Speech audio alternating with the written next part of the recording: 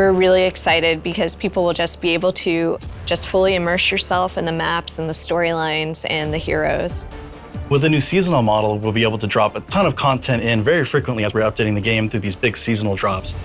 We're looking at releasing heroes every other season and then a map in between those. And on top of that, we're looking at dropping a ton of content involving skins and other great goodies for players to get their hands on for each seasonal drop.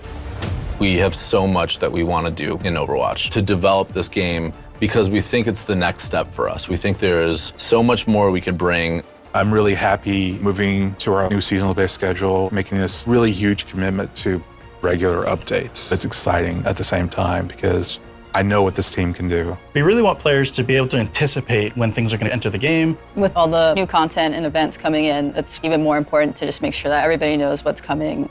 And along with the free-to-play change, we're doing away with loot boxes entirely. We have a new Battle Pass model coming in, and we have store as well. So players will have a lot more control about how they interact with the game and how they acquire new content.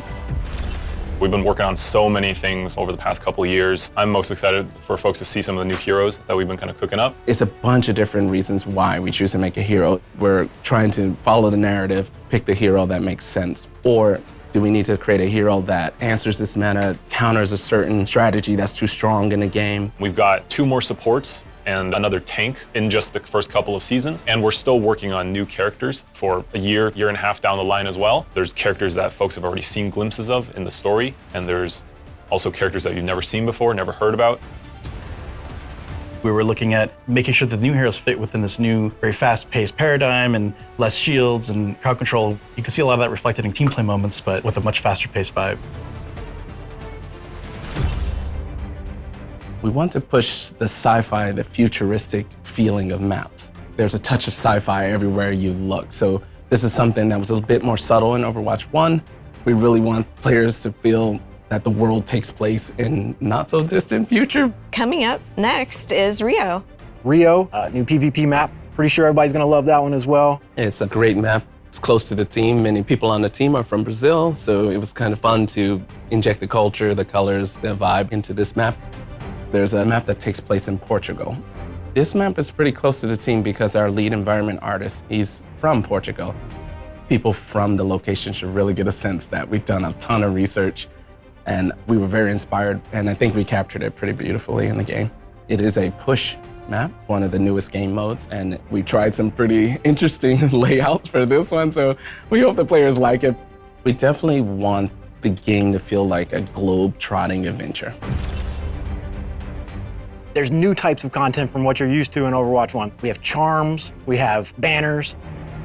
The current mythic skin that's in the works that I worked on actually is for Genji. He's got this kind of cyberpunk Japanese demonic theme. Mythic skins are meant to be this next tier of skins above legendary. We want players to be able to go in there and pick and choose certain pieces meant to be this extra awesome legendary skin that you can customize. We're concurrently developing quite a few mythic skins. They're going to be released over the seasons. All this amazing stuff, all of the amazing skins. For weapon charms, really what we're looking for there is just for the players to be able to express themselves and dress their character up. One of our core tenets on Overwatch visually is to focus a lot on the first-person view. We want you to be able to see it and enjoy it while you're playing the game. One thing that was really important to us was to make sure that players, if they earn anything in the game anywhere, that they're able to use it everywhere. So if you earn something on console or on PC or on Overwatch 1, you can always use it in anywhere in Overwatch 2 as well. And with each new season, there'll be a ton of new content and a new battle pass as well. These seasonal updates will allow us to be constantly infusing the game with new content, new heroes, new maps. So the game is going to feel fresh just all the time. There's always going to be something for you to do or to work towards. There's never going to be a point where you're like, gosh, I don't have anything to do. Being able to provide players with new heroes every so often, new maps. It is going to be a growing and evolving game. There's so much for us to explore as we move forward. Get ready, it's going to be really exciting, really fun. With both PvP and PvE, there's going to be really great content for you to immerse yourself in and continue to play over and over again with your friends. Now or never. We can't wait for October 4th. We're just excited to be back.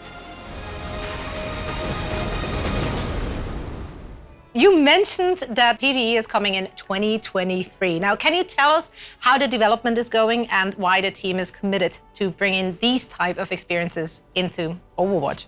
We're all so invested in the world of Overwatch and the heroes that live in it. And through the years, we've developed cinematics, animated shorts, and graphic novels for our players who just want to get deeper into the lore. With PvE, we have an opportunity to go a step further, to go deeper into diverse storytelling in ways that we really just haven't been able to before. So we are planning to expand the Overwatch universe through these seasons that we just described, and we will start delivering this PvE gameplay in 2023. PvE will be delivered through the live service, and that means we'll be able to deliver and tell more Overwatch stories and create more opportunities to experience our heroes. Here's a sneak peek at what we're working on. The team's goal for PvE in Overwatch 2 is to basically move the overall story of Overwatch forward. We've told a lot of short stories along the way. There are a lot of to be continues. It's time for us to answer those questions, close off some of those stories, ask new questions.